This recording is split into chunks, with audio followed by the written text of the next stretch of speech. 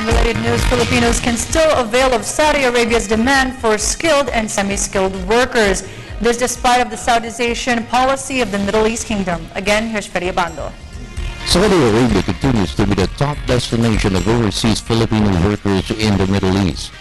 Despite its Saudization policy implemented in 2004, which regulates the hiring of expatriates to work in the oil-rich kingdom, there is sustained recruitment of Filipinos, a trend which started in the early 70s.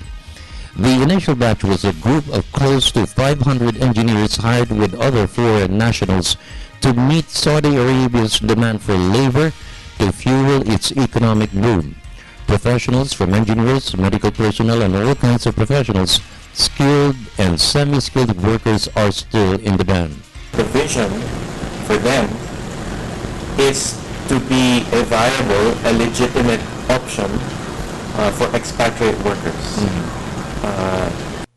The word legitimate is key, meaning they will not lose the need for expatriate workers, but rather the adjustment pertains to the desire to have a legitimate workforce, in contrast to many who are there on an illegal or legitimate status. So the vision with respect to having expatriates as part of the workforce is still pretty much there.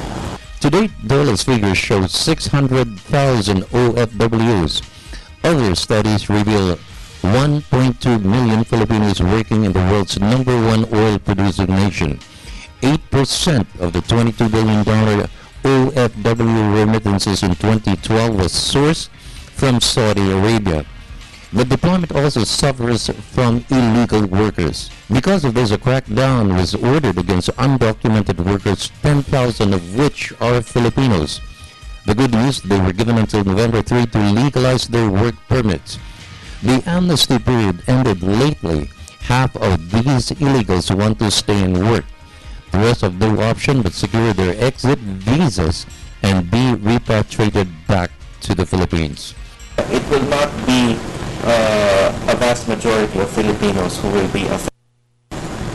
A majority of OFWs will either be in the excellent or the green zone areas, meaning the types of companies who have successfully complied with the Saudi nationalization requirements.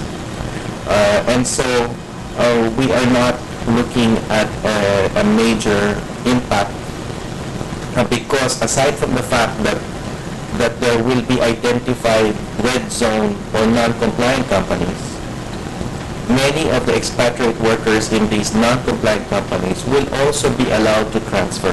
For the People's Television Network, this is Freddy Abando reporting.